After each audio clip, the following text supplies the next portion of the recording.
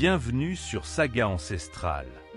Installez-vous confortablement, fermez les yeux et laissez-vous emporter par la légende. Si cette histoire apaise votre esprit, n'hésitez pas à vous abonner et à laisser un like. N'oubliez pas la cloche pour ne rater aucune vidéo. La légende du jour est le braquage du Louvre. Il n'aura fallu que 7 minutes pour voler l'histoire de France. C'est parti. L'aube s'accrochait à la ville comme un voile de brume, rendant Paris presque irréel. Les fenêtres du Louvre, d'ordinaire impénétrable forteresse de verre, captaient les premiers traits de lumière et jetaient sur les pavés des reflets d'argent. La Seine glissait, paisible, ignorant tout du trouble qui grondait de l'autre côté de ses rives. Au loin, la rumeur de la ville baissait la voix, elle aussi saisie de stupeur après la déchirure de la nuit.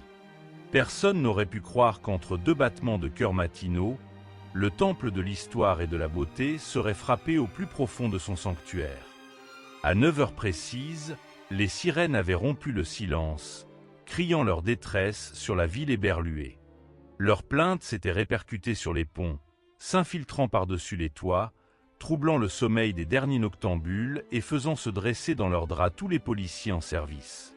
Mais tout cela, c'était déjà trop tard. Car en dehors des gyrophares et des uniformes qui commençaient à affluer au pied de la pyramide de verre, l'irréparable avait été commis. Au sein du Louvre, là où l'air sent l'histoire et la cire du parquet, les dalles bruissaient sous les pas de la première vague d'agents de sécurité. Leurs visages légèrement hagards, entre incrédulité et panique, se reflétaient dans les grandes vitrines désormais vides de la galerie d'Apollon.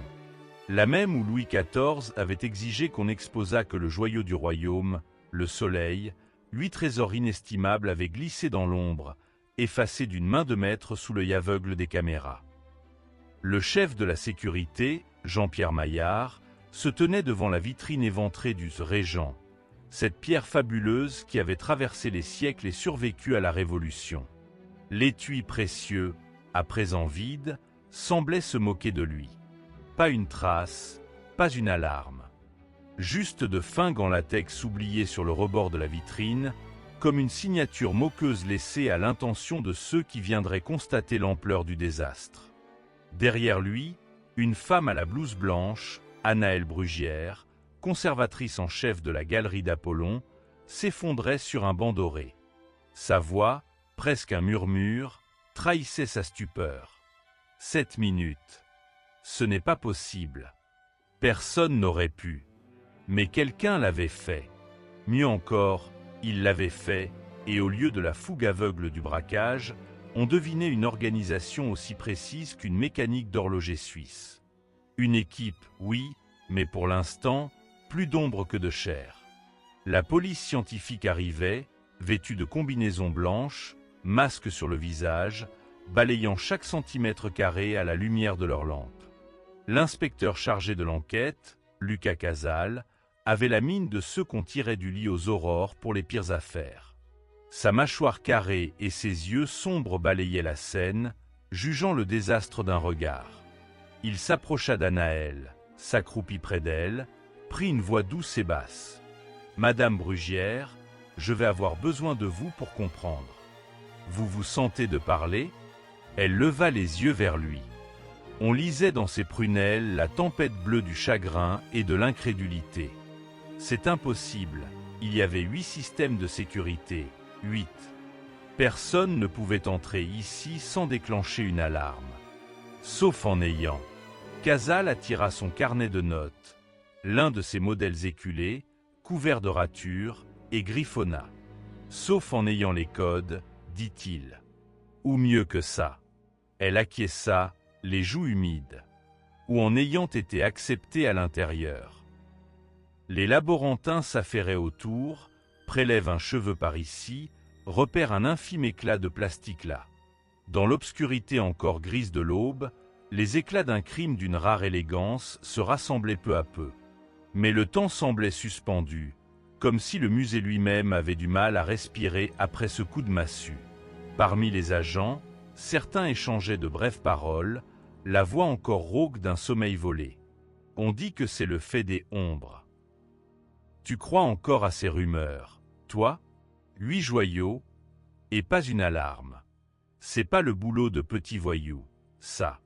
Pour l'instant, tout ce qui restait, c'était une scène parfaite, glacée. Toutes les pistes menaient à l'impossible. Car même l'historien le plus pointilleux du Louvre ignorait le nom des 8 pièces que les voleurs avaient choisies. Les voleurs, eux, avaient su. Ils avaient planifié dans le détail. Entre les rotations des gardiens, les trajets croisés des équipes de nettoyage, les routines informatiques qui régulaient l'allumage des caméras. Ils avaient effacé leur propre passage, bousculant à peine une chaise, coupant net leur route entre les colonnes dorées et les boiseries anciennes. Dans la petite salle de surveillance, le vide se faisait plus lourd encore. Devant les écrans noirâtres, la tension brillait. Les bandes vidéo du système central montraient, jusqu'à 5h35, une équipe de 3 techniciens en bleu, blason du Louvre cousu sur la poitrine, badge parfaitement en règle. La caméra 3 capte leur passage, leur silhouette trapue, la démarche sûre. Les archives signalaient bien une intervention prévue sur la climatisation, mais l'équipe inscrite au registre n'avait rien à voir avec ces inconnus. Au moment de l'effraction, toutes images avaient disparu. Écran noir, silence assourdissant des machines. On notait juste, 3 minutes avant le crime, une série de lignes de code injectées furtivement dans le système. Une paume habile sur la console, un ordinateur portable branché à la hâte, et puis plus rien. Casal fit glisser les images un instant, s'arrêtant sur un détail. La chef de l'équipe, une femme aux cheveux clairs tirés en arrière, profil lisse, geste trop assuré pour ceux d'un ouvrier ordinaire, adresse un clin d'œil à la caméra, juste avant la panne.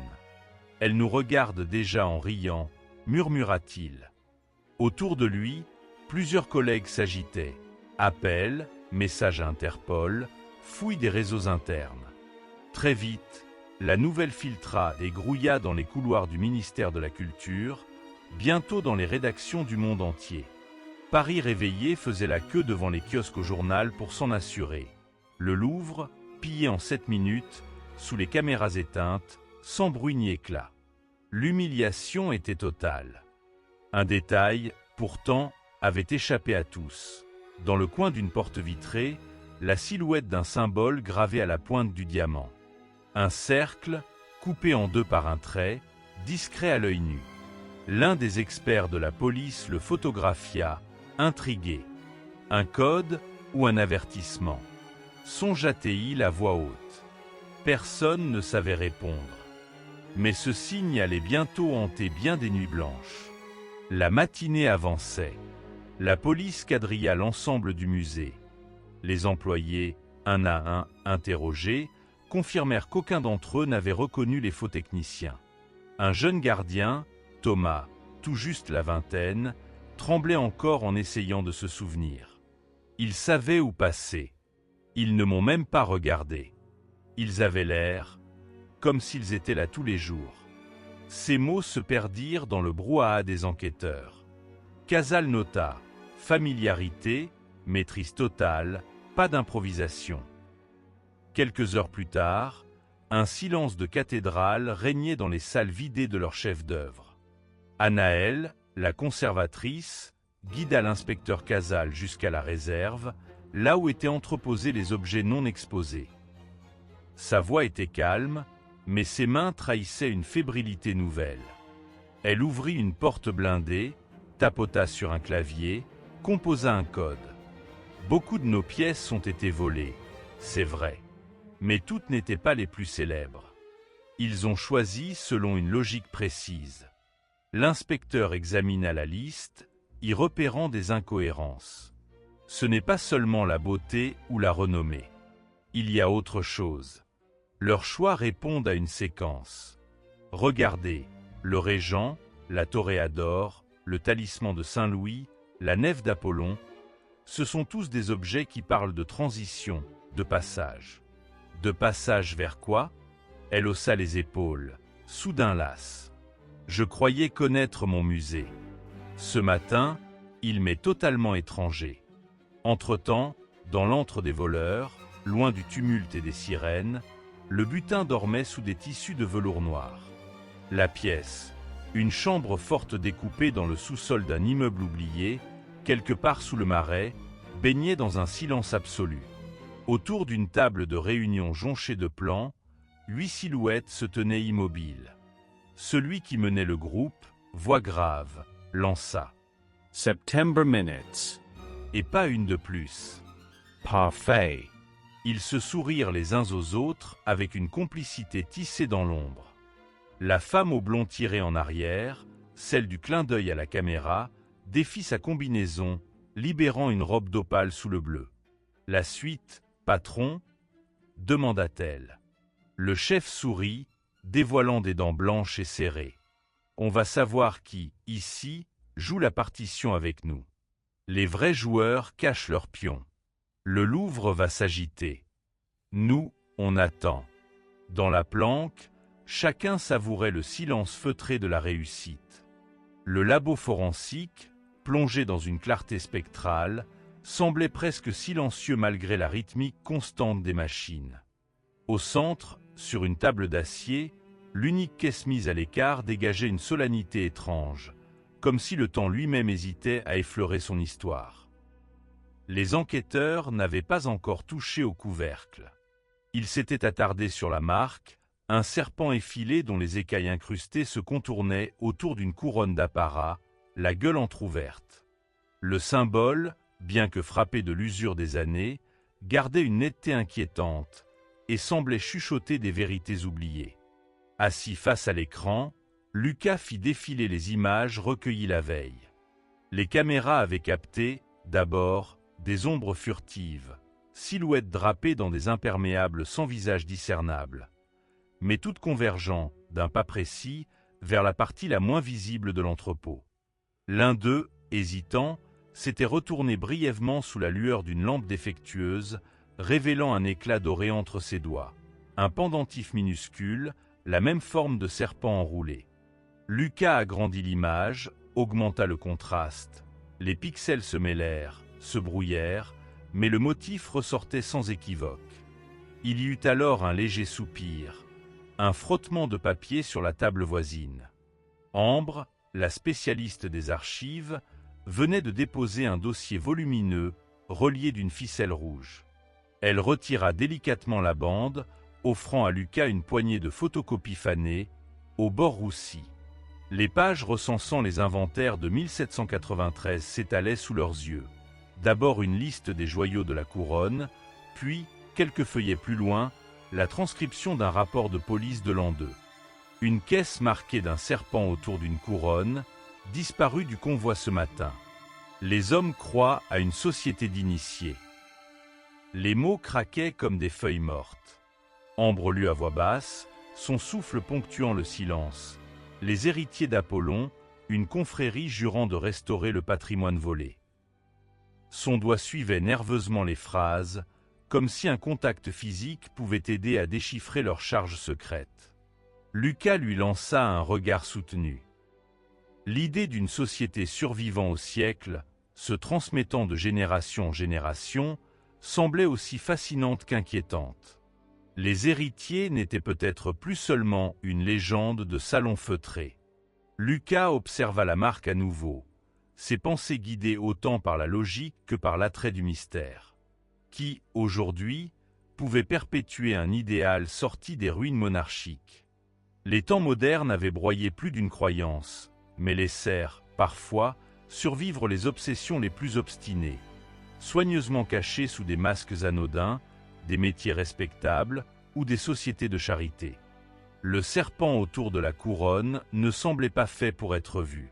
Il était destiné à ceux qui savaient regarder au-delà du réel. Dans une salle voisine, leur supérieur, le commandant Vernier, passait un coup de fil fiévreux à l'inspection générale, car la boîte soulevait plus de questions que d'indices. Comment expliquer que le symbole soit parfaitement identique à celui mentionné dans les années 1790 ? Il y eut brièvement, dans son regard, l'expression de quelqu'un qui sentait la fine pellicule du rationalisme s'effriter sous la pression de l'inexplicable. Il raccrocha à contre-cœur, inspirant profondément à l'odeur âcre du café froid. Le soleil se couchait, la lumière, dorée et fuyante, dessinaient sur la façade de l'immeuble des ombres irrégulières, comme autant de présences prêtant l'oreille à ce qui se tramait dans les bureaux. Ambre, projetant l'une des images sur le mur, chuchota plus pour elle-même que pour les autres. Il faudrait savoir à qui appartenait la caisse avant. Elle a traversé les siècles. Peut-être n'a-t-elle jamais quitté la main de ceux qui l'avaient volée. Lucas, pris soudain d'une angoisse sourde, se leva pour inspecter la caisse de plus près. Au bout d'une minute, il découvrit un minuscule compartiment dissimulé dans un double fond. Avec précaution, il en tira une feuille de parchemin, recouverte d'une écriture serrée et minutieuse. Ambre, fascinée, saisit une lampe et se pencha. Le texte paraissait rédigé du vivant même de la terreur, ses mots légèrement inclinés sur la droite, les majuscules soulignées de traits d'emphase. Ils lurent ensemble, lentement. Aujourd'hui, les chaînons se brisent. Les joyaux passent entre des mains indignes. Nous, les héritiers d'Apollon, jurons de veiller au trésor de la vieille France jusqu'à la restitution du dernier diadème. Les secrets s'ensevelissent sous la cendre, mais la lumière ne s'éteindra point. Le serpent garde la couronne. À cet instant, Lucas eut la vision soudaine d'une procession d'ombres, drapée de tissus précieux, des années durant, dérobant les fragments des trésors royaux, s'échangeant des emblèmes sous le manteau de l'histoire.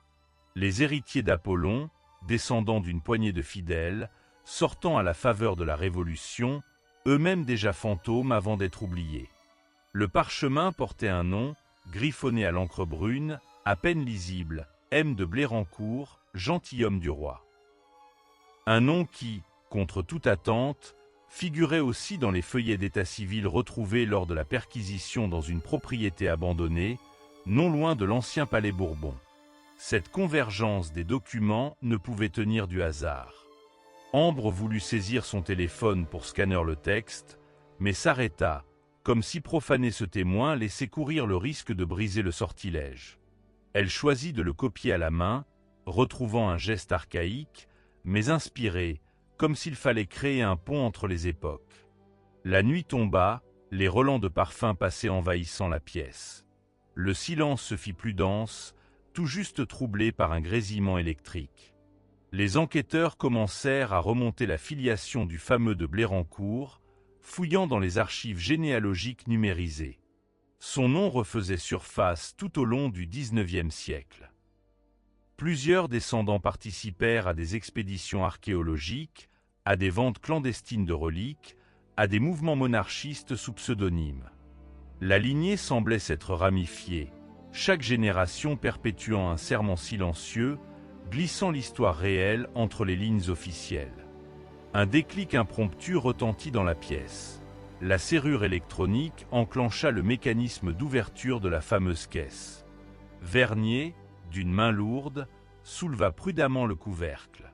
À l'intérieur, une poignée de pierres précieuses anciennes, enchâssées dans des montures d'or érodées, veillait dans un écrin de velours noir. Mais surtout, une autre plaque gravée du serpent et de la couronne, accompagnée d'un billet plus récent, manuscrit d'une écriture nerveuse, disait « À ceux qui croient la mémoire éteinte, sachez que le flambeau éclaire encore. Cherchez l'ombre du chêne sur la Seine, là où les pierres murmurent nos promesses. » Ambre, les yeux brillants de fatigue et d'excitation mêlées, se mit à chercher frénétiquement sur Internet et dans les index de vieilles revues. L'ombre du chêne sur la Seine évoquait une allégorie familière à certains historiens. Dans les anciens parcs du faubourg Saint-Germain, on trouvait jadis un chêne solitaire, arbre sous lequel les membres de sociétés secrètes prenaient parfois des engagements ou échangeaient des reliques de l'Ancien Régime. Ce lieu, après avoir changé de propriétaire plusieurs fois, avait disparu du paysage sous l'urbanisation galopante, mais il en restait possiblement des traces dans le parc d'une villa délaissée, aujourd'hui en ruine, jouxtant le quai Voltaire. La piste la plus sérieuse menait donc à ce jardin perdu, vestige grignoté par la ville, mais peut-être dernier sanctuaire d'une mémoire interdite. La pluie commençait à taper contre les vitres du commissariat, égrenant sur le rebord la musique monotone d'une ancienne comptine.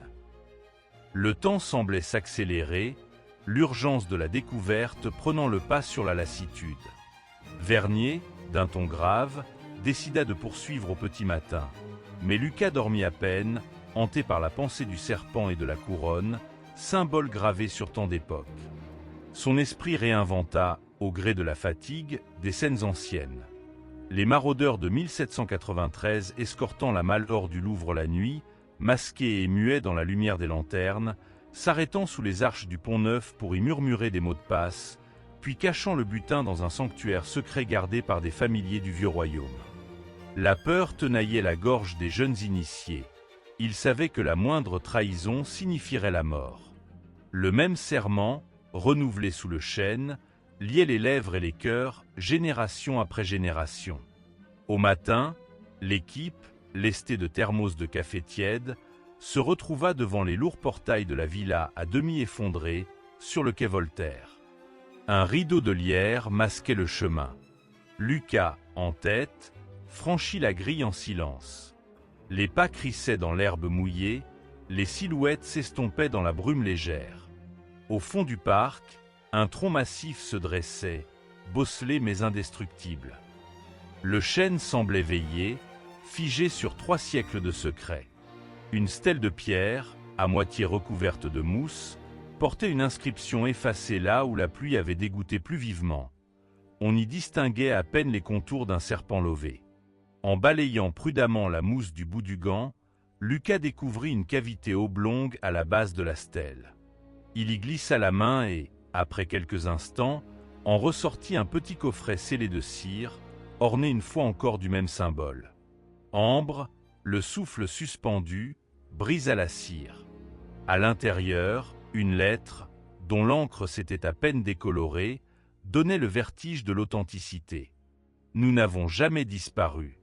La lumière du matin avait à peine commencé à glisser sur les dômes parisiens lorsque les premiers messages frénétiques commencèrent à circuler. Sur les réseaux, des extraits d'un document choc apparaissaient, presque irréels, comme s'ils étaient l'écho d'un cauchemar collectif jamais tout à fait quitté. C'était d'abord une note confidentielle, puis quelques pages annotées, puis l'intégralité d'un rapport de la Cour des comptes, noir sur blanc, la radiographie inquiétante d'un Louvre rongé de l'intérieur. À mesure que la journée s'installait, les rédactions étaient en ébullition. Les gros titres naissaient et grandissaient, tordant l'information jusqu'à l'hystérie. Les animateurs de radio parlaient d'un déshabillage en direct du roi, d'une institution à nu, tandis que sur Twitter, les hashtags Louvre-scandale et Sécurité Fell montaient en flèche. La rumeur s'insinuait, avançant à petits pas, patientant au détour d'une conversation ou d'une vibration d'écran, prenant partout la même forme. Le Louvre avait été mis à genoux. La crise n'était plus seulement celle de la veille.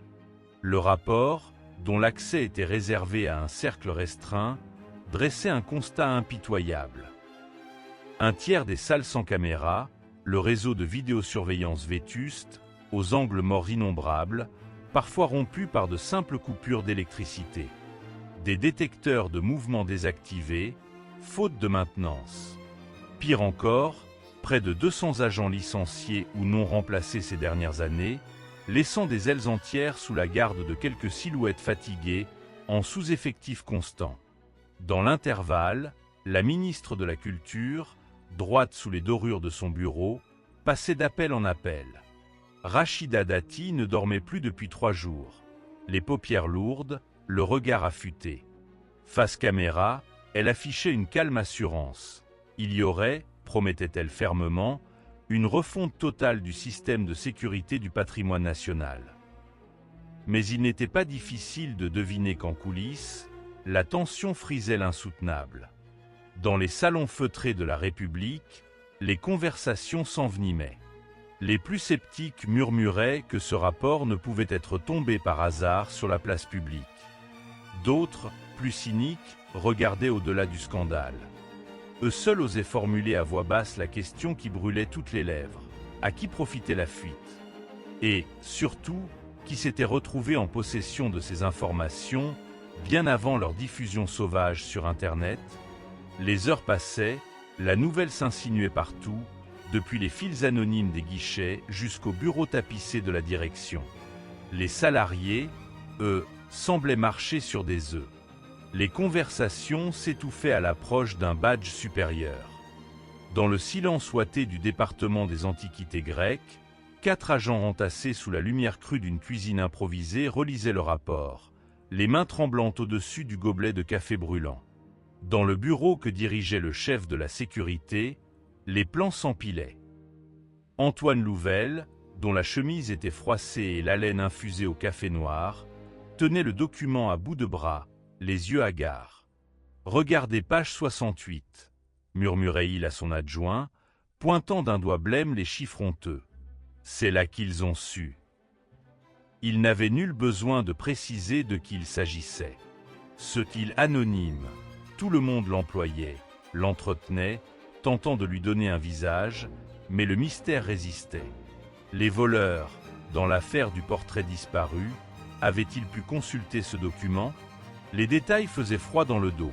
Quoique cryptés, certains passages évoquaient précisément telle porte secondaire à la charnière fatiguée, tel angle mort ignoré des patrouilles, et même, détail glaçant, l'absence de gardien le mardi sur un palier discret. Trop précis pour n'être que simple malchance. Toute la journée, la direction risquait l'implosion, la confiance s'effritant partout, jusque dans les messageries cryptées où circulaient, avant même la publication officielle, des morceaux du rapport à noter. Les experts se relayaient sur les plateaux télévisés, chacun brandissant la page 18, où apparaissaient les suppressions de postes. Les chiffres étaient implacables. 237 départs sur 3 ans, autant d'yeux fermés à jamais sur des corridors entiers. Mais tous les regards convergeaient sur la ministre. Dati, dont le tempérament n'admettait ni faiblesse ni relâchement, avait convoqué une réunion d'urgence avec l'ensemble de son cabinet et les têtes pensantes de la sécurité du patrimoine national. « Il faut rassurer la France, il faut tenir », insistait-elle, droite dans son tailleur anthracite, le ton sec, tranchant comme une lame. Dans le huis clos du ministère, la colère flottait, sourde, mêlée d'accents d'inquiétude sincère. Son directeur adjoint, jeune et silencieux, feuilletait le rapport avec une fascination morbide. Les voleurs savaient où frapper. Osait-il, la voix blanche. Elle lui retourna un regard noir, entre effroi et défi. Jurez-le-moi, ce rapport n'était pas dans la nature. Il n'osa pas répondre. Dans les réseaux souterrains des passionnés d'art, la rumeur grossissait. À l'aube, le nom d'un certain Monsieur P avait surgi dans un chat réservé aux collectionneurs. Selon un informateur anonyme, il aurait, moyennant finance, remis certains détails du rapport à des étrangers très pressés.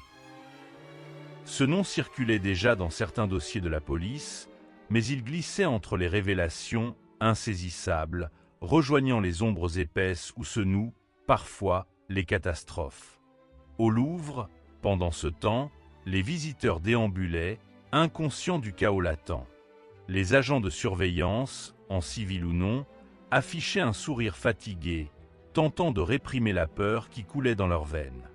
Chacun savait ce que signifiait la fuite du rapport. Tout était vulnérable désormais, la moindre brèche valant de l'or. Au 6e étage, une salle banalisée servait d'état-major provisoire. Autour d'une table bancale recouverte de feuilles volantes, de diagrammes et de plans du musée, la cellule de crise s'usait à chercher un sens, un séquencement, une origine à la fuite. Une femme, cheveux gris, lunettes en écaille, rapportait sèchement « Un courriel est parti à 3h55 du matin, depuis le service informatique. Nous ne savons pas encore de qui. » Les regards se croisaient, sombres. Un vieux monsieur en costume beige, le chef de la communication, tapotait nerveusement sur son téléphone. Les médias demandent qu'on réponde à la question du personnel licencié. On fait quoi? C'était une question rhétorique, mais elle flottait, pesante. Dans une autre pièce, plus sombre, une jeune archiviste relisait le même rapport, son surligneur jaune marquant chaque phrase à double tranchant. On avait, pour alléger les dépenses, accepté que dans certaines ailes, il n'y ait qu'un agent présent pour des centaines d'œuvres. Toute femme de ménage, tout technicien, pouvaient, le temps d'une crise ou d'un relâchement, parcourir le musée sans véritable supervision. Dans l'intervalle, la police judiciaire avait installé un discret QG au sein même du musée, dans la salle dite des tapissiers. On y croisait des visages fermés, de larges épaules dissimulées sous des vestes sans insigne. Le commissaire Morel, vétéran fatigué à la voix rauque, écoutait les relevés de badge, les logs d'accès, les devis de maintenance. « Non, murmura-t-il, ce n'est pas une coïncidence. On vole ce tableau précisément la semaine où le rapport fuit. On se paye notre tête. » Ces enquêteurs s'agitaient, faisant défiler des listes, des dates, des noms, cherchant la faille dans la faille, comme on cherche un secret au fond d'un puits noir. Dehors, les journalistes faisaient le siège, tentant d'arracher le moindre regard, la moindre confidence. Un jeune homme en costume tentait de se faufiler, téléphone à l'épaule, sourire trop large, espérant ne glaner qu'une rumeur. Mais rien ne filtrait sans qu'il soit aussitôt amplifié, déformé. La course à l'exclusivité tournait à la chasse aux sorcières. Le scandale, à force de battre de l'aile, finissait par toucher les gardiens les plus anciens. Dans les vestiaires, où traînaient des uniformes fatigués et des chaussures de rechange, certains se souvenaient du temps, pas si lointain, où un musée était une forteresse. Avant, lâcha un vieux garde moustachu, on veillait les uns sur les autres. Maintenant, le soir, t'es tout seul dans les couloirs, c'est à toi de faire peur à l'ombre. Il soupira, le regard perdu dans l'ombre d'un casque anti-bruit. On savait que ça finirait comme ça. Mais nulle part la peur ne s'installait plus fort que dans les échos, ténus mais insistants, de la corruption possible. Le soupçon d'une délégation de services publics trop enthousiaste, d'un audit arrangé pour plaire à certains intérêts, revenait comme une vague. Un mot inquiétant filtrait parfois sur les lèvres des initiés. Trahison. Combien pour vendre un plan d'accès confidentiel? Chuchotaient certains. Combien pour, en douce, glisser dans une enveloppe les identifiants des caméras? La ministre, accrochée à la rambarde invisible de son autorité, imposait le silence dans ses rangs. Elle donnait interview sur interview, remerciant, rassurant, promettant. Certains voyaient en elle la dernière digue contre l'effondrement, d'autres un bouc émissaire tout désigné lorsque viendrait l'heure des comptes. Pour les employés du musée, les jours prenaient une couleur d'alerte ininterrompue. Chacun se savait, désormais, pièce d'un échiquier fragile, possible traître ou bouc émissaire. Un matin, une agente de sécurité trouva dans son casier une lettre anonyme « On sait ce que tu as vu. Tais-toi ». La panique, contenue jusque-là, se diffusa en un frisson malsain, comme si, brusquement, tout le monde devait se méfier des regards portés dans les escaliers déserts. Les experts de la cybersécurité, eux, furent mobilisés à la hâte. Le coffre attendait, dans la pièce close, enveloppé de velours sombre que la lumière du dehors n'effleurait pas. Là, sous des épaisseurs de soie et de feutre noir, reposait le diadème, chef d'œuvre étincelant que la France, après des décennies d'oubli dans les greniers du pouvoir, avait exposé sous verre durant quelques saisons, avant qu'il ne disparaisse dans le tumulte d'une nuit silencieuse. L'infatigable rumeur du vol s'étendait maintenant. On chuchotait, au carrefour bruissant du boulevard Saint-Germain, dans les couloirs des musées, jusque sous les voûtes de la Bibliothèque nationale. Parmi tout ce qui avait disparu, le diadème brillait d'un éclat sans égal, non pour sa seule beauté, mais pour la fascination obstinée, presque avide, qu'il suscitait jusque chez ceux qui n'avaient jamais vu le scintillement vert de ces rares émeraudes. 1354 diamants et 56 émeraudes. Nul besoin d'être connaisseur pour deviner que chaque pierre avait été choisie, façonnée, fixée avec un soin de monarque. Mais ce n'était pas la quantité ni même la qualité qui rehaussait la légende du diadème. C'était ce secret que certains proclamaient en tremblant, comme un aveu clandestin. On racontait que l'impératrice Eugénie elle-même n'en connaissait pas toute la vérité. Forgeron du miracle, Babst, le joaillier, aurait consigné, par un procédé minuscule insoupçonnable, Des messages gravés à la pointe du diamant sur les émeraudes ou un cryptage si discret que seuls les initiés ou les êtres animés d'une obstination démesurée s'y seraient intéressés. Lorsque Claire d'Herville, l'historienne, glissa son nom dans le tumulte, on l'écouta avec une déférence remarquée. Elle était de celles qui savent parler à la mémoire des pierres, qui déchiffrent les ombres dorées enfouies dans les archives. Au cours d'un soir de printemps, alors que la pluie traçait des arabesques pressées sur les baies vitrées du café, un cercle d'esprits inquiets, commissaires, conservateurs, journalistes au regard fiévreux, se penchait autour d'elle. Sur la table, une coupe de café froid, son carnet ouvert, maculé d'annotations, des dates, des noms, des esquisses d'émeraudes taillées. « Pourquoi ce diadème ?» répéta un jeune inspecteur, visage ovale, cerne traînant. C'est sans doute la plus belle pièce de la salle, mais il y avait là des joyaux tout aussi précieux.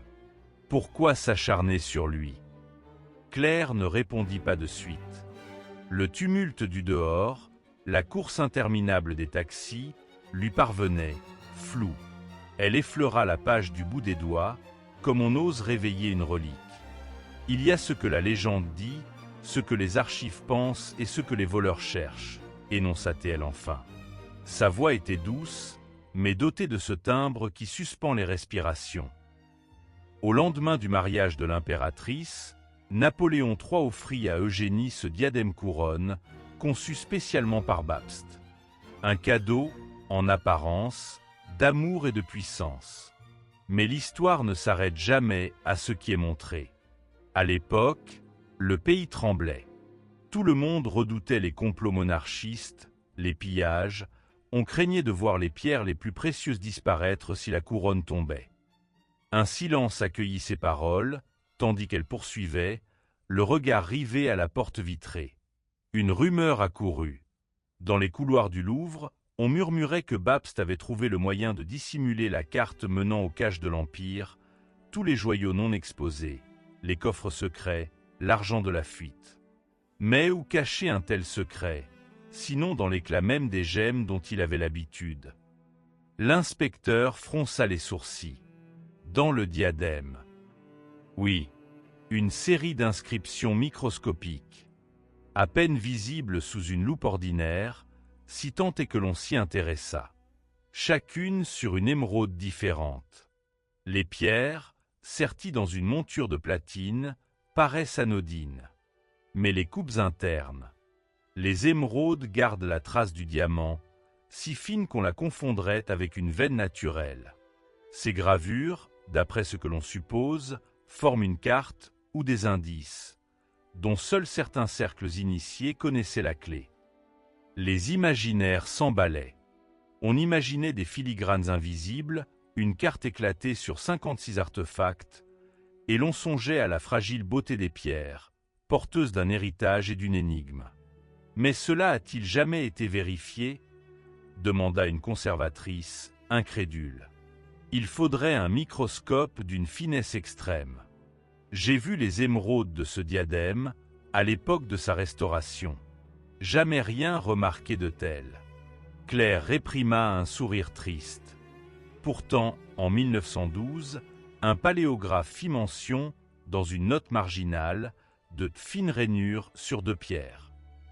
On n'y prêta pas attention, le document fut rangé, oublié. Les émeraudes sont précieuses, mais elles sont aussi capricieuses. On craint de les manipuler, de les briser. Les techniques d'analyse très avancées n'existaient pas alors. Le diadème, dès lors, n'était plus seulement une œuvre de joaillier, mais un palimpseste, et peut-être le centre d'une chasse au trésor menée par des ombres savantes. Au cœur de la nuit du vol, la scène fut d'une précision déroutante. Aucun bijou chancelant, aucun gant oublié ne révéla la moindre maladresse. Les voleurs étaient entrés avec une adresse de professionnels, connaissant chaque mouvement des vigiles, chaque angle mort des caméras. Lorsqu'ils atteignirent la vitrine, ils avaient déjà neutralisé les alarmes, inversé la rotation des serrures électroniques, agi avec une rapidité qui trahissait la préparation et la connaissance intime du lieu. D'autres pièces avaient été déplacées, feignant une panique ou un amateurisme, Mais le doute n'était plus permis. Seul ce diadème avait motivé une telle mise en scène. La police, aidée de spécialistes, s'efforça de retracer leurs gestes. Quelques indices, subtils, de minuscules fragments de velours sur les corniches, peut-être arrachés en extrayant la pièce. Sur le parquet de chêne ciré, une empreinte partielle, la marque d'une semelle dessinée sur mesure, plus fine que ce qui se vend dans les boutiques chics du Marais. Des images de surveillance, retravaillées à la lueur des techniques modernes, ne livraient rien, sinon l'ombre fugace d'une silhouette. Le reste n'était que silence, muré au fond du musée. Dans les jours suivants, Claire Derville plongea plus profondément dans les archives, épluchant des correspondances jadis banales, des carnets de Babst, des billets griffonnés à la hâte, des factures annotées de la main tremblante d'Eugénie, parfois. Tout cela, dans une salle froide du quai Voltaire, sous la lumière jaune. Elle ouvrait des tiroirs, effleurait des papiers fins, respirait le parfum lointain de cire et de secrets anciens. Sur une feuille de calque, elle découvrit une note singulière, dissimulée dans un carnet dont la page de garde avait été arrachée. Les clés sont dans l'éclat. Elle raconte ce qui fut, et peut-être ce qui sera, à ceux qui sauront voir. La graphie n'était pas de Babst, mais d'une main féminine, élégante et décidée. Une main d'impératrice ou d'une confidente, secrètement informée de ce que personne n'osait écrire en toutes lettres. Une question obsédante grandissait, filant parmi les enquêteurs, jusqu'à hanter leurs rêves. Les voleurs étaient-ils guidés par ce même secret? Le diadème, source de la fortune, carte oubliée? Ou poursuivait-il une illusion, tant la frontière entre la légende et la réalité se brouille dans la lumière verte des pierres précieuses? Claire, dans sa solitude studieuse, n'avait que les échos à suivre. Elle relisait le récit d'un voyageur anglais du Second Empire, admiratif du diadème de la reine, qui murmurait avoir perçu un reflet dans l'émeraude centrale, comme une étoile à 12 branches. Un jeu de lumière fortuit, ou la trace d'un caprice du joaillier. D'autres fragments, plus discrets, faisaient allusion à des messages lointains, perdus dans la clarté verte. Les pierres, porteuses des symboles de puissance, étaient aussi, peut-être, porteuses d'un code. La presse, fascinée, s'empara du mystère. Les journaux s'emballèrent. On publiait, entre deux photos granuleuses, des hypothèses de cryptogrammes, des histoires d'espions, des liens douteux avec des sociétés secrètes napoléoniennes. Un hebdomadaire romantique s'essaya même à exposer une supposition. Et si l'impératrice avait fait jurer à Babst de consigner sur le diadème l'emplacement d'un trésor caché, à retrouver lorsque le monde serait prêt? Les lecteurs, captivés, guettaient les moindres révélations, les collectionneurs espéraient croiser le chemin d'une émeraude orpheline, passée inaperçue au marché des puces. Sous les feux, encore, Claire Derville fit une découverte singulière. Un soir, penchée sur une gravure ancienne représentant le diadème, elle remarqua, sur l'une des émeraudes du dessin, une minuscule série de hachures, un motif si discret qu'il se perdait presque dans l'ombre. Elle compara l'image aux descriptions anciennes, et trouva, dans un manuscrit de 1863, cette note étrange. La troisième pierre, à droite de la couronne centrale, conserve le secret des autres. Que était-ce, si ce n'est la preuve que, déjà, la légende s'enracinait dans la réalité? Babst, ou un complice, aurait-il glissé ce code dans le dessin, autant que dans la pierre elle-même? Un palimpseste double qui traversait les siècles. Les jours s'enchaînaient et, dans les cercles d'amateurs, on organisait des réunions secrètes. La nuit venait de tomber sur la ville, plongeant l'alignement des immeubles dans des nuances bleu-gris et la lucarne du commissaire Bréval, au sommet du commissariat central, projetait une lumière vacillante sur son bureau saturé de chemises et de feuilles griffonnées. Depuis une semaine, il dormait à peine 3 heures par nuit, hanté moins par l'énigme en elle-même que par la fascination générale qu'elle inspirait. Cela dépassait de loin un banal vol d'œuvres d'art. Le vol en question, audacieux, filmé, diffusé, commenté, ridiculisait la sécurité nationale, déployait sur l'instant des millions de regards ravis, et laissait derrière elle une traînée de hashtags et de spéculations qui s'enchevêtraient dans un chaos jubilatoire. Le hashtag casse du siècle rythmait maintenant les conversations, relayé par des mèmes où la silhouette sombre d'un gentleman cambrioleur, haut de forme ombrageant un sourire en coin, flottait sur des arrière-plans de velours rouge ou de marbres éclatants. Dans les tribunes, sur les plateaux d'émissions nocturnes, sur des forums obsédés par les énigmes et les disparitions, le nom d'Arsène Lupin revenait inlassablement. On aurait pu croire que le fantôme du vieux voleur mondain avait quitté les pages jaunies de Maurice Leblanc pour s'incarner dans le dédale numérique du XXIe siècle. Bréval n'était pas dupe de l'ivresse collective. Il avait vu circuler le détail qui tordait le récit. Sous les flashs humoristiques se cachait autre chose, étiré comme une ombre derrière les écrans. Sur les réseaux habituels, rien de plus qu'une danse de pixels, mais ailleurs, dans les profondeurs qu'il avait appris à redouter, des traces demeuraient.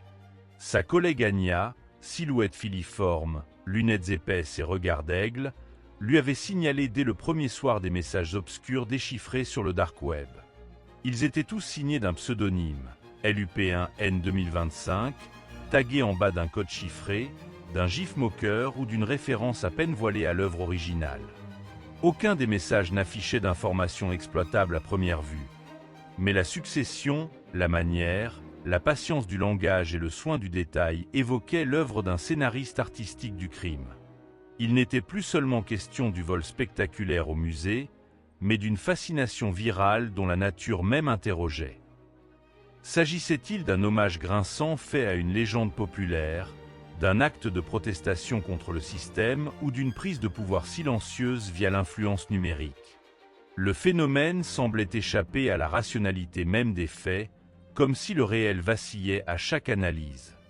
Le soir, alors que les chaînes d'information relayaient sans relâche le mystère image de la salle du musée, coupé d'extraits de vieux films de Lupin, débats en plateau où s'opposaient policiers grognons et ex-voleurs réhabilités, les internautes comptaient les exploits supposés du fantôme, s'envoient des captures d'écran de messages cryptés comme des trophées de chasse.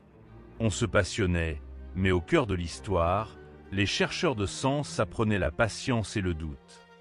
Dans le bureau capitonné du commissariat, Bréval et Anya passaient au crible les nouveaux indices.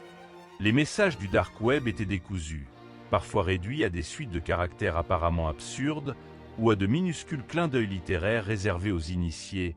Recherchez le miroir, l'ombre et elle accent grave. Ou bien, et si vous m'y cherchez, soyez digne d'E.E. Lupin. Fausse route mène au vrai trésor. L'un d'eux, ciselant sa prose à la limite du décousu et de l'érudition, laissait deviner un francophone aguerri, féru de jeux de mots et de rébus. Les IP étaient brouillés, les canaux éphémères changeaient chaque nuit. À chaque tentative de remontée, le jeu se réinventait. Un nouveau site émergeait, disparu aussitôt indexé, et derrière chaque pseudonyme, la même signature espiègle. LUP1N 2025 laissait derrière lui une énigme en guise de carte de visite, et la police, déjouée, s'épuisait. Au troisième matin, Anya affichait sur l'écran principal une nouvelle découverte. 3 vidéos, montées à la manière d'un générique d'antan, composaient un puzzle joyeux. Le carré d'une vieille photographie du musée, juxtaposé à une phrase mystérieuse « Le passé n'est jamais là où on l'attend ». Sur une autre image, un zoom sur un détail d'un tableau oublié, une date gravée dans la dorure, 1898. La dernière vidéo montrait, sur un plan fugace, un badge de sécurité, gravé au laser, qu'un membre des équipes du musée portait 3 ans plus tôt, précisément lors de l'installation d'une nouvelle aile. Les rumeurs avaient déjà fleuri sur les forums. Le fantôme d'Arsène Lupin était forcément un « homme de l'intérieur », un passionné d'œuvre qui connaissait les angles morts du musée, les horaires changeants et la chorégraphie secrète du personnel. En déroulant les listes de suspects, l'œil d'Anya se fixa sur un nom, Christophe Noguera, la quarantaine, aspirant écrivain, archiviste à la passion dévorante pour la littérature du XIXe siècle, disparu sans explication 3 mois auparavant. Il n'avait laissé derrière lui qu'un appartement vide, des rayonnages entiers de romans policiers à noter, et l'omniprésence d'un motif. Ceux qui venaient le voir se souviennent d'un carnet à forme de passeport, taillé main, sur lequel il noircissait des énigmes inspirées de son héros favori. Ce rapprochement, encore fragile, fit frémir le commissaire. Sur les réseaux classiques, rien ne filtrait du passé de Nogueira, mais en filtrant les métadonnées et la syntaxe des messages du dark web, Anya dégageait une familiarité troublante. Les tournures de phrases, le souci du détail, la façon d'intégrer l'humour noir, tout suintait la patte de l'archiviste. Cette intuition devait être vérifiée, mais la piste, subtile, excitait leur fatigue. Ils étaient peut-être proches, enfin, de découvrir le visage humain derrière la brume numérique. Pendant ce temps, la ville, fascinée, s'abandonnait au jeu. Les graffitis lupinesques fleurissaient sur les coffrets électriques, les murs abandonnés des cours d'école. Plusieurs boutiques spécialisées en costumes de théâtre notaient une recrudescence d'achats de monocles, de cannes à pommeau, de capes noires. Des groupes d'amateurs organisaient des chasses aux trésors nocturnes, en quête d'indices cachés dans les recoins du vieux Paris. Au fil des nuits, sur les terrasses des cafés et à la lumière orangée des réverbères, des discussions animées opposèrent les sceptiques et les rêveurs. La rumeur s'entretint d'anecdotes invérifiées. On aurait entendu, au détour d'un quai déserté, des rires échappés, furtifs, ou vu danser la lumière d'une lampe dans les salles interdites du musée. Bientôt, la fiction et la réalité se mirent à s'entrechoquer. On ne savait plus si le gentleman cambrioleur hantait les réseaux ou les couloirs du vrai monde. Des imitateurs, bien réels et moins subtils, profitèrent de la distraction générale pour organiser quelques larcins sans éclat, parfois même pour se filmer en direct, mimant des effractions ratées, persuadés de prolonger la légende. Certaines de ces vidéos virales provoquaient l'ire de la police, harassée par ce phénomène d'émulation incontrôlable. D'autres, mieux orchestrées, parvenaient à s'introduire dans l'enceinte du musée pour déposer, telles des offrandes, de fausses lettres signées Lupin, des clés rouillées ou des énigmes qui n'offraient que le miroir d'un goût du jeu partagé. Au 5e jour de l'enquête, alors que l'agitation semblait croître en dépit des efforts des forces de l'ordre, Bréval fut interpellé par un nouveau message, plus énigmatique que les autres. Un simple code, transmis via un canal privé, que seuls quelques initiés avaient su déchiffrer, la pièce poursuite. Demandez-vous qui tient le miroir. Le langage, volontairement elliptique, suggérait autant qu'il ne révélait. En cherchant la référence littéraire, Anya se rappela un chapitre oublié du premier roman de Maurice Leblanc, où un miroir détourne l'attention du lecteur, révélant l'accès secret à un passage dérobé. Fallait-il chercher dans le musée une porte cachée? Ou le miroir désignait-il, plus symboliquement, celui qui reflète le désir des foules pour l'ombre du voleur? Les analyses reprirent, déployant plans, inventaires, photographies, jusqu'à exhumer des notes manuscrites de l'ancien archiviste, exemplaires de passages raturés, hypothèses sur les configurations possibles entre les œuvres et l'architecture des salles. Soudain, la conséquence devint évidente. Lundi matin, bien avant l'ouverture, un miroir du grand hall avait été déplacé d'une vingtaine de centimètres, ce que seul un employé expert et discret aurait pu réaliser. La caméra couvrait la zone principale, mais gênée par l'angle du nouveau reflet, elle laissait dans l'ombre l'entrée d'une porte de service. Ainsi, le vrai exploit du voleur n'était pas tant d'avoir désactivé les alarmes que d'avoir incorporé une simple illusion d'optique, l'art du prestidigitateur. En remontant l'historique des déplacements du miroir, Anya croisa une référence aux anciens plans du musée, datant de l'époque d'un agrandissement oublié de tous. L'accès à une remise souterraine, effacée des cartes officielles, était signalé par 3 lions sculptés cachés dans la figure du miroir. Ce soir-là, Bréval commanda une descente en discrétion, sous la pluie qui giflait la verrière du musée. Il avait l'impression de vivre à l'intérieur d'un roman.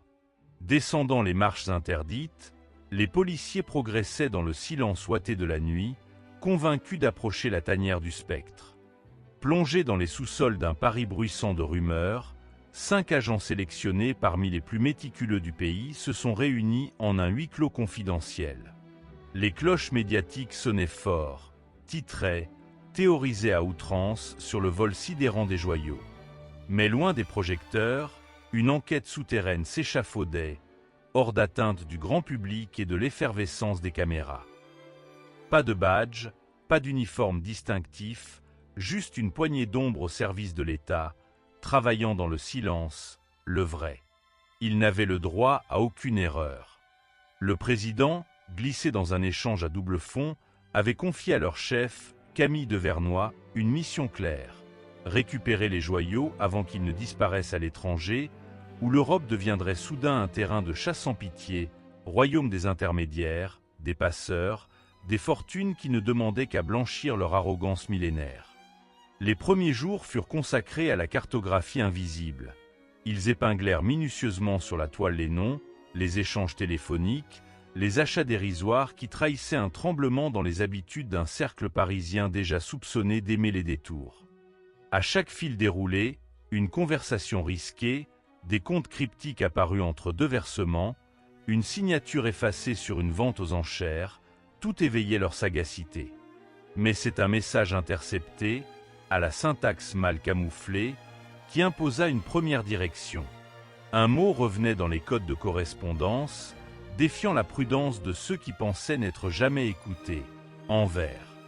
Murmure récurrent, synonyme d'échange sous les néons blafards des salles de tri, promesse que la ville du diamant, cosmopolite et fiévreuse, valait l'escapade. L'équipe se scinda. 2 agents prirent un Thalys à l'aube, auréolé de la lassitude feinte des hommes d'affaires pressés, tandis que les 3 autres restaient en France, au plus près des familles suspectées, à l'affût du moindre doute, du souffle précipité d'un héritier malchanceux ou d'un vieil antiquaire trop volubile. Camille, elle, alternait. Elle tirait les ficelles, ajustait les choix, réclamait la patience, exigeait la rigueur. Le train filait vers le nord, avalant la ligne droite sous un ciel de promesses troubles. Léonard et Sophia, les 2 envoyés, ne se parlaient presque pas. Tous leurs mots avaient été échangés avant, dans la préparation maniaque, les plans d'immeubles et les notes griffonnées à l'encre verte. Arrivés à Anvers, la brume du port gonflait les pavés et la rumeur du diamant bruissait dans l'air, tenace et insaisissable. Tout le commerce de la ville semblait céder son souffle au précieux minéral, chaque souffle teinté de secret. Les partenaires entamèrent leur balai, naviguant parmi les façades flamandes, les vitrines éclatantes, les quartiers sombres où l'anonymat se monnaie à prix d'or. Ils se glissent dans les couloirs d'un hôtel discret, récupèrent une clé auprès d'un réceptionniste qui ne pose pas de questions. Tout a été fait pour qu'il soit invisible. L'essentiel, c'est d'écouter, d'observer, de fusionner. Sophia s'attarde dans une librairie fréquentée par les courtiers du quartier des Diamantaires. Elle feuillette distraitement un recueil de poèmes hébreux, se contentant de percevoir les timbres de voix, les langues mêlées, l'atmosphère chargée d'urgences feutrées.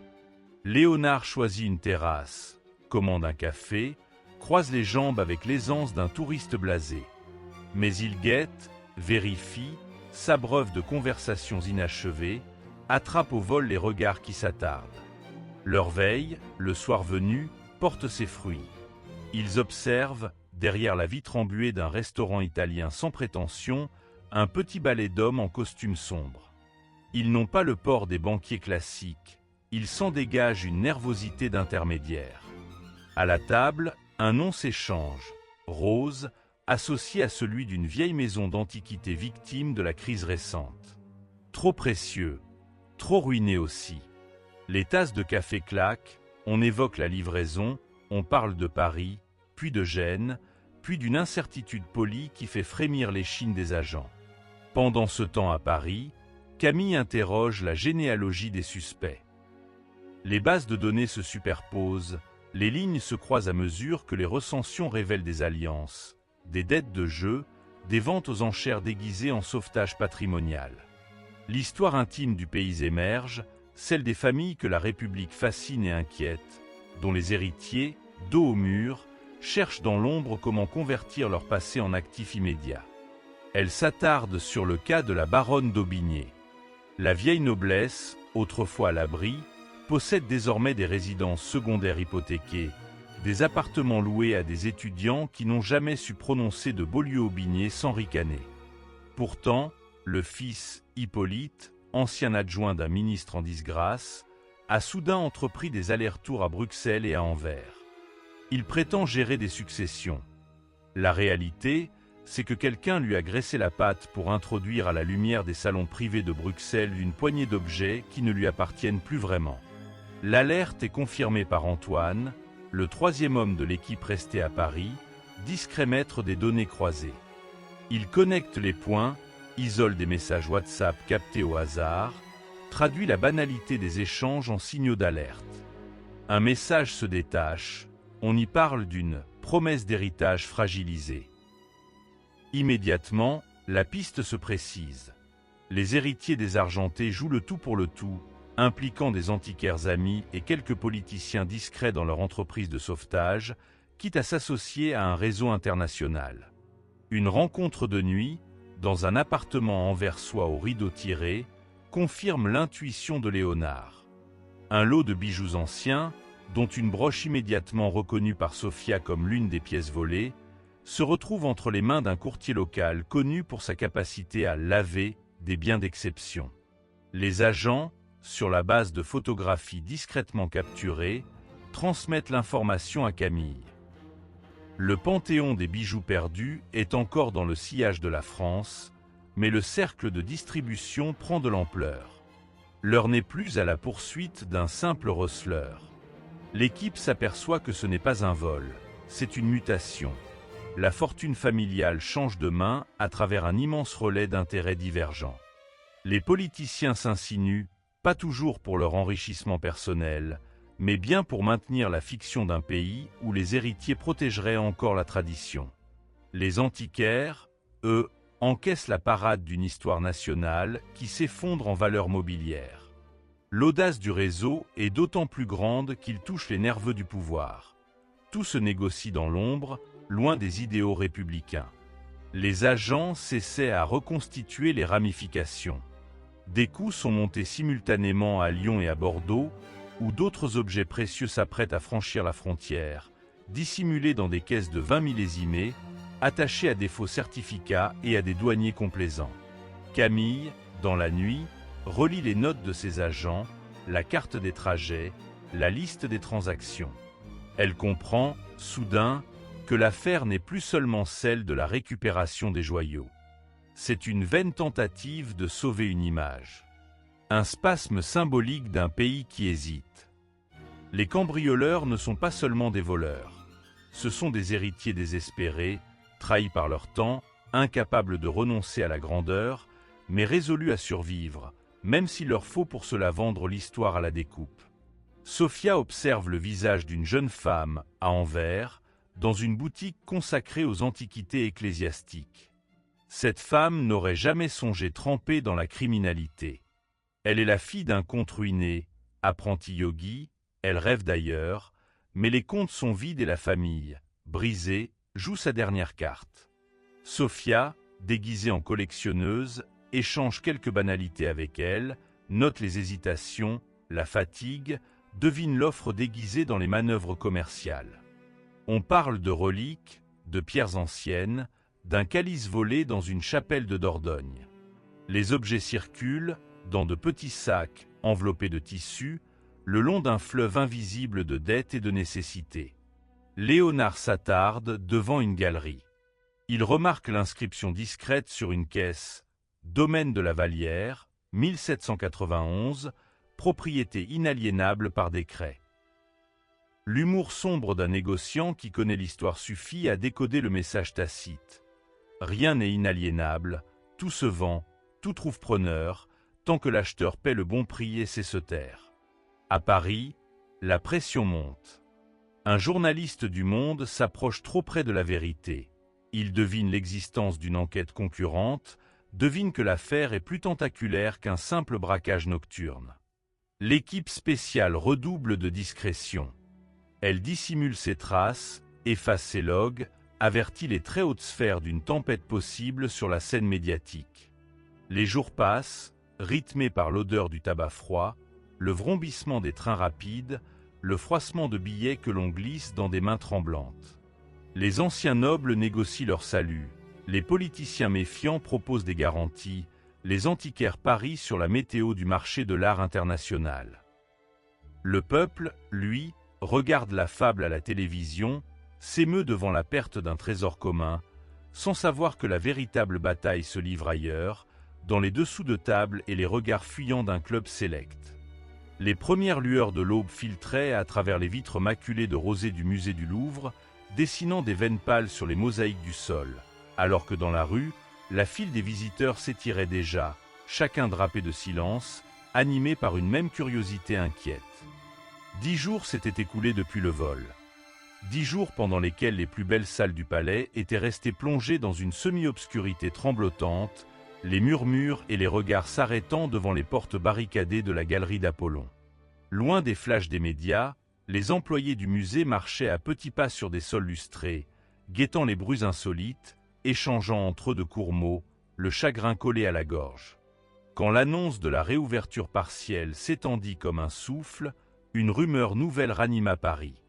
Ce matin-là, la vieille cité semblait suspendue, comme si elle retenait sa respiration avec tous les curieux qui, carte verte serrée entre les doigts, patientaient à l'ombre des colonnades du Louvre, dos aux grandes fontaines du Carrousel et aux frissons des ailes de la pyramide.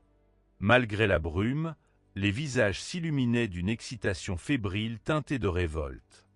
L'idée même du Louvre profané avait blessé la ville au cœur. À l'intérieur, la galerie d'Apollon s'offrait, toujours splendide dans ses dorures, mais amputée.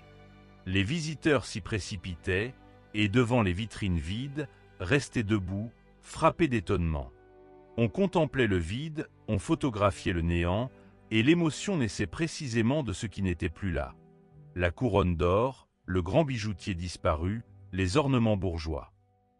Les gardiens faisaient bonne figure, redressant les épaules, mais leur inquiétude transparaissait, un froid discret s'imprimant sur chaque geste. Des enfants collaient leur front à la vitre là où, avant, dormait paisiblement la flamboyante épée du roi, désormais absente. Certains chuchotaient, revivant l'épopée du vol qui couvrait la ville de rumeurs, d'autres murmuraient des légendes sur les voleurs, accusant d'antiques sociétés secrètes, de mystérieux collectionneurs, ou des ombres qui auraient traversé les siècles pour frapper à nouveau, là où leur brille le plus fort. Chacun, dans son fort intérieur, rêvait de l'instant où ces joyaux referaient surface. Dans le dédale des couloirs, où la lumière du matin luttait contre les halogènes, Vincent, technicien de son état, passait inaperçu, vêtu de sa combinaison bleu pâle ornée d'un badge discret. Les incidents techniques, fréquents ces derniers jours, le menaient à explorer les espaces secrets du palais, à longer les murs masqués, à soulever des trappes, à écouter les souffles anodins du bâtiment. Il savait, par expérience, que parfois la vérité se cachait dans le ronronnement d'un tuyau ou dans l'infime variation de température qui signale un souffle trop chaud ou trop froid. Ce matin, alors que dehors le flot des visiteurs grossissait, il remontait le long de la galerie d'Apollon, longeant les immenses murs peints qui, malgré leurs ors, semblaient plus ternes. Le chef de la sécurité lui avait signalé une anomalie, un courant d'air, là où il ne devait pas être. Vincent, en habitué des détails subtils, plaça la main devant une antique grille de ventilation, le long d'une corniche sculptée d'angelots dansants. Il sentit sur ses doigts l'effleurement d'un souffle, à peine plus qu'un soupir. Intrigué, il retira sans effort la grille, un carré de bronze, couvert sur sa face intérieure de toiles d'araignée séculaires. Derrière, coincé entre deux conduits de cuivre embué, gisait un petit coffret noir, qu'à première vue, nul n'aurait distingué de l'ombre. À la lueur de sa lampe, Vincent observa le couvercle. Là, gravé dans le bois lisse, réapparaissait le curieux symbole qui avait en fait parler depuis le début de l'affaire. Une lyre entourée de rayons, marque d'un groupement obscur que la police avait baptisé les héritiers d'Apollon. Vincent hésita un moment, fasciné par la troublante coïncidence, la sensation de toucher au cœur d'un mystère plus vaste. Du bout des doigts, il palpa la surface, éprouvant la froideur du bois, l'écho d'un secret ancien. Les rumeurs des jours passés embrasèrent sa mémoire. On parlait d'un jeu de piste, d'un message laissé pour ceux qui savaient voir.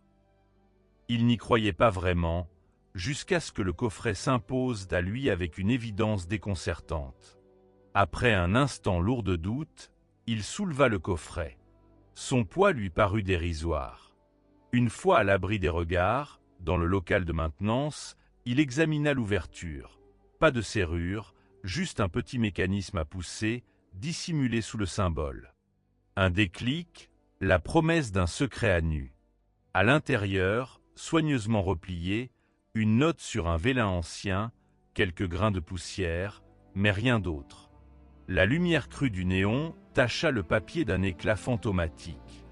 Vincent lut à voix basse, comme pour conserver la solennité du geste. Tout ce qui brille n'est pas volé. Ce qui a été pris doit être rendu à ceux qui savent voir. La phrase flottait, impénétrable, entre la menace, l'énigme et la promesse. Il la relut, obsédé par la répétition d'un message codé. Le choix des mots, apparemment banal, laissait supposer une signification plus profonde. Il eut le pressentiment d'être, sans le vouloir, le premier pion d'une partie ouverte, d'être pris, à son tour, dans un cercle de regard et d'intelligence où chaque geste risquait de compter. Vincent laissa reposer le coffret sur son établi. Son regard s'égara dans les recoins sombres du local, alors que derrière la cloison, la vie du musée reprenait, avec ses pas feutrés, ses cris d'enfants et ses voix éteintes. Il pensa au chemin insolite du voleur, à sa compréhension des galeries, à sa capacité à effacer ses traces, mais surtout à cette volonté soudaine, presque spectaculaire, de signaler la poursuite. Dans l'après-midi, une lueur différente traversait la galerie d'Apollon. Les dorures du plafond, ravivées par le soleil, faisaient éclore des faisceaux d'or, empreints d'une mélancolie nouvelle.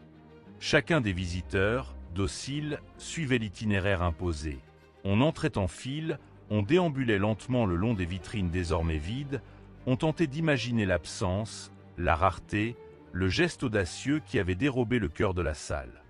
Là où la lumière s'attardait, il semblait rester, flottant, un éclat de ce qui fut. De loin en loin, des voix basses s'échangeaient, spéculant sur le sens réel de la note retrouvée.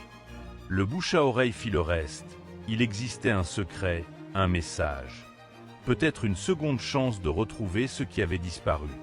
La police, informée par le rapport du technicien, fit sceller la zone autour de la grille, mais le chef de la sécurité, Bernard, s'était déjà penché sur le coffret, le caressant du pouce, humant l'odeur chaude du bois ancien.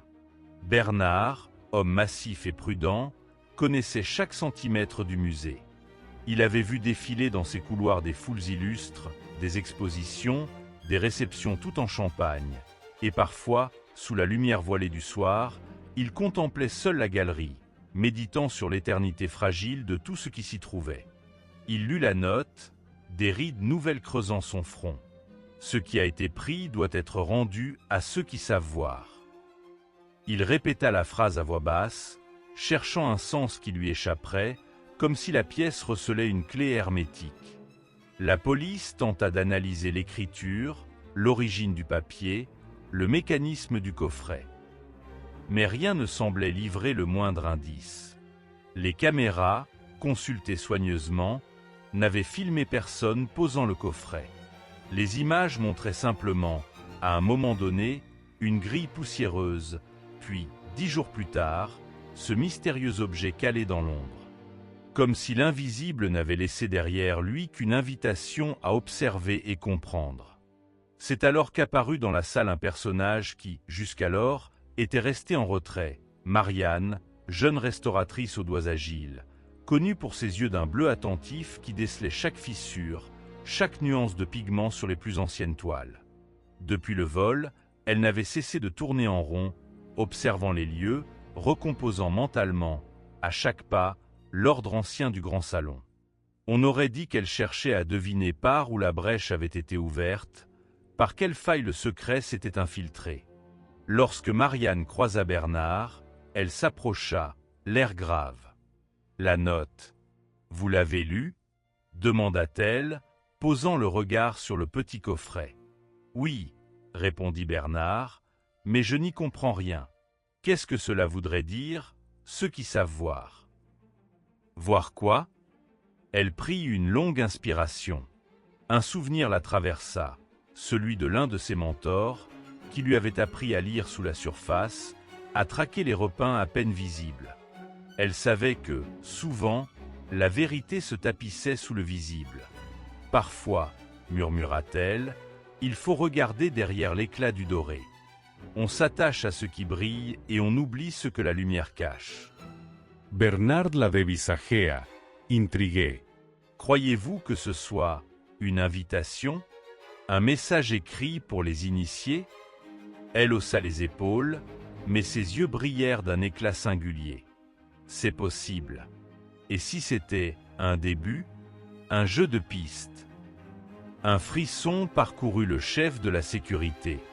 Il repensa, lui aussi, à cette impression étrange lors de sa première ronde du matin même.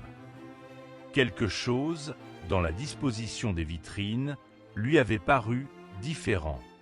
Dans l'alignement des socles vides, une légère asymétrie.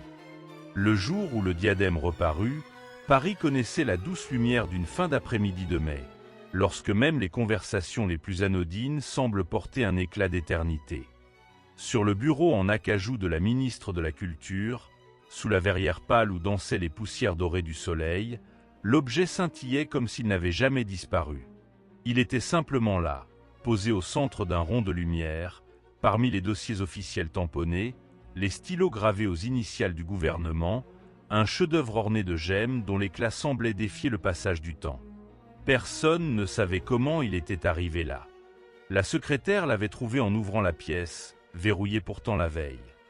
Les agents de sécurité, consultés l'un après l'autre, n'avaient rien vu, rien entendu, aucune caméra n'enregistrait le moindre mouvement suspect autour du secrétariat, ni dans les couloirs feutrés, ni dans l'ascenseur qui menait au dernier étage du ministère. L'équipe scientifique mobilisée aussitôt n'y trouva aucune empreinte, aucun cheveu, ni même la trace d'un gant en latex sur l'écrin posé à côté. Cependant, à l'intérieur du diadème, là où jadis la dédicace à Apollon s'effaçait sous les oxydations du temps, un infime QR code, gravé avec une minutie extrême, brillait, presque invisible, entre deux saphirs stylisés. Ce fut une jeune attachée de presse, curieuse et vive, qui eut l'idée de le scanner avec son téléphone dans l'effervescence d'un petit groupe de conseillers et d'experts, tous penchés sur le bureau de la ministre, intrigués à la fois par l'audace et la sophistication du geste. L'image du QR code s'ouvrit sur un site épuré, noir sur or. L'histoire ne vous appartient pas. Elle se partage. Signé LUP1N 2025. Le nom flotta un instant entre tous, suspendu dans le silence. LUP1N 2025. Le 1 stylisé prenait la place habituelle du I, clin d'œil à l'orthographe numérique qui courait depuis plusieurs années sur les réseaux cryptés. La référence était claire, ironique, héritée d'un passé de littérature populaire où le gentleman cambrioleur, Arsène Lupin, avait fait trembler la France aristocratique, frôler l'État et défier la police.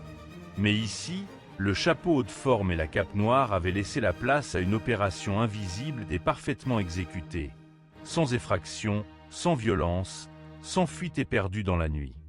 Les téléphones sonnaient déjà, dans tous les bureaux des musées nationaux, dans les rédactions, jusqu'au salon feutré de quelques collectionneurs privés.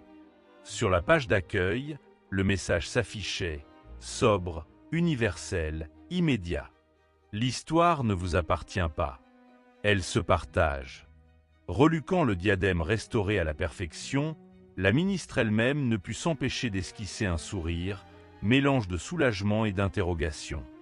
Dans les heures qui suivirent, le Louvre publia un communiqué officiel. Le diadème d'Apollon, disparu il y a une semaine, réintégrerait la galerie d'Apollon après une restauration complète. Le communiqué, précis comme un parchemin scellé, détaillait les mesures inédites pour la sécurisation de la galerie, double vitrage anti-effraction, alarme sophistiquée, IA de reconnaissance comportementale, équipe renforcée d'agents spécialisés en sécurité patrimoine. Ces annonces étaient faites avec solennité, comme si le retour inespéré de l'œuvre avait scellé une trêve profonde entre le passé troublé des grandes disparitions artistiques et le futur immuable qu'on voulait donner au patrimoine national. Pourtant, dans les couloirs du Louvre, à l'abri des regards, sous les voûtes que les touristes n'atteignent jamais, les rumeurs circulaient déjà, portées par les échos feutrés sur les marbres anciens, traversant les réseaux secrets où les passionnés d'art se frôlaient sans se connaître. Les conservateurs, les restaurateurs, les étudiants et jusqu'aux agents d'entretien, tous murmuraient en évitant de croiser les yeux des caméras.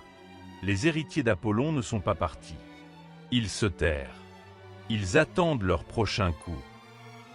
Dans la lumière de la verrière, sous les dorures de la galerie restaurée, on s'interrogeait. Ce geste, si spectaculaire dans sa discrétion même, n'était-il qu'un prélude ? Certains racontaient, à voix basse, ce qu'ils avaient aperçu ou cru deviner les jours suivants. Un visiteur anonyme, en jean, aux larges épaules, restait planté devant la vitrine du diadème, si longuement que la gardienne s'en était inquiétée. Une jeune stagiaire, qui aurait reconnu le même blouson usé 2 fois dans le même après-midi, dans 2 sections opposées du musée. Une vieille dame, discrètement installée sur un banc, feuilletant sans arrêt le même guide du Louvre à la couverture défraîchie, mais dont personne n'avait souvenir avant ce soir-là. Revenaient aussi, comme un refrain mêlant mythe et réalité, les vieilles histoires glanées lors des repas de Noël, les récits de tableaux subtilisés puis restitués, les murmures de sociétés secrètes, de descendants de collectionneurs dispersés, se reconnaissant par de subtiles marques, un geste, un mot de passe, un chiffre dissimulé sur la tranche d'un livre de la bibliothèque Richelieu. Dans l'aile de nom, sous le regard impassible des sphinx et des déesses grecques, le personnel venait parfois déposer une fleur discrète, en hommage, devant le diadème retrouvé. On évoquait le sentiment étrange que ce joyau n'avait pas été volé, mais plutôt réveillé d'un sommeil trop long, réveillé pour rappeler que l'art n'était jamais vraiment la possession de quelques-uns, mais un héritage mouvant, un patrimoine qui ne cessait de franchir les murs et les siècles. Le conservateur en chef de la galerie d'Apollon, Stéphane Vauclair, passait ses journées dans des réunions à enchaîner les protocoles, à vérifier la moindre faille dans le nouveau dispositif, mais lorsque la nuit tombait, il restait en arrière-plan, longeant les galeries vides, s'attardant devant la vitrine restaurée. Il essayait d'imaginer le geste, la préparation, la manière dont le diadème avait disparu, puis était replacé sans laisser la moindre trace, avec une minutie que seul un véritable héritier de l'art pouvait comprendre. Il se sentait à la fois redevable et menacé. Il se souvenait, enfant, de cette légende entendue le soir dans la bouche de sa grand-mère. Le plus bel art ne s'accroche jamais pour toujours à un mur. Il voyage autant dans les mains qui le soignent que dans les yeux qui l'embrassent. À la lumière des récents événements, la phrase résonnait comme une énigme. Le diadème, chef-d'œuvre du XIXe siècle refait à l'antique, semblait vouloir raconter une histoire plus vaste que sa propre existence. LUP1N 2025, qui qu'il ou elle soit, n'avait pas seulement rendu un objet. Il ou elle avait légué un avertissement, une promesse, un héritage vivant, vibrant, insaisissable. Pendant que les hauts dirigeants orchestraient la communication de crise et les journalistes spéculaient sur l'identité du mystérieux collectif, la vie du Louvre prenait une cadence nouvelle. La veille de la réouverture de la galerie d'Apollon, on plaça dans le hall, à la vue de tous, une banderole brodée d'or et d'azur. L'histoire se partage. Les guides improvisaient déjà de nouveaux parcours autour du diadème et sa disparition éclair. Certains y voyaient une légende contemporaine, d'autres s'inquiétaient de la sécurité. Les élèves venus de toute la France, invités pour l'événement, écoutaient bouche bée ces histoires invraisemblables où l'art redevenait mystère et jeu, imprégné d'une vitalité aussi brûlante qu'éphémère. En coulisses, les experts décortiquaient chaque millimètre de métal et de pierre, recherchant encore le moindre indice. On déplaçait les projecteurs, on multipliait les analyses infrarouges. Mais rien. À croire que le diadème avait traversé un rêve. La nuit, les agents de sécurité, inquiets d'être jugés responsables, se rassurait en murmurant que même le Louvre, dans son ossature monumentale, restait un théâtre où les fantômes de l'histoire se jouaient encore des vivants. Une semaine après la réapparition, la ministre elle-même rompit le protocole en visitant la galerie, tard, entre deux rendez-vous d'affaires, accompagnée de Vauclair. Ils traversèrent ensemble les longs couloirs, leurs pas amortis sur l'épais tapis bleu nuit, les frontons dorés luisant faiblement à la lumière des lustres tamisés. Ils s'arrêtèrent devant la vitrine où reposait le diadème, éclatant sous la lumière, rénové, comme ressuscité d'un oubli séculaire. Ils parlèrent peu. Le silence du lieu imposait un respect ancien, ramenant ces deux puissants acteurs au rang de simples héritiers du temps. « Croyez-vous que c'est fini, Stéphane ?» demanda la ministre en fixant la courbe ciselée du diadème. Le conservateur hésita, puis, songeur, il répondit « Non, je ne crois pas. L'histoire ne se termine jamais vraiment, surtout ici. Elle change de forme, elle surprend, elle se transmet. Les héritiers veillent et peut-être, à leur façon, ils nous rappellent ce que nous oublions trop souvent. L'art n'est pas un butin, c'est un legs. » La ministre sourit, puis redevint grave. « Ce qui me frappe, ce n'est pas le vol, mais le message. Ce qu'on nous lègue n'est pas seulement une œuvre, c'est une leçon, un jeu d'équilibre entre la possession et le partage. » Elle posa alors la main sur la vitre, geste instinctif, presque enfantin. Nous sommes les dépositaires d'un héritage, pas ses propriétaires. Dans l'obscurité du musée, alors que la ville vrombissait, indifférente et belle, une autre forme d'héritage se préparait déjà. Parmi la multitude de visiteurs qui déambulaient dès le lendemain dans la galerie d'Apollon, certains observaient avec une attention inédite la salle. Des regards échangés, des sourires timides, parfois une feuille de papier tombée trop vite du sac d'un étudiant, quelques initiales à la craie sur un banc oublié, une carte postale glissée dans la poche d'un manteau, toujours le même mot griffonné dans un coin discret, héritage. C'est ainsi que s'achève cette saga. Merci d'avoir suivi cette histoire. N'oubliez pas d'aimer, partager et vous abonner à Saga Ancestrale pour d'autres récits fascinants. À bientôt.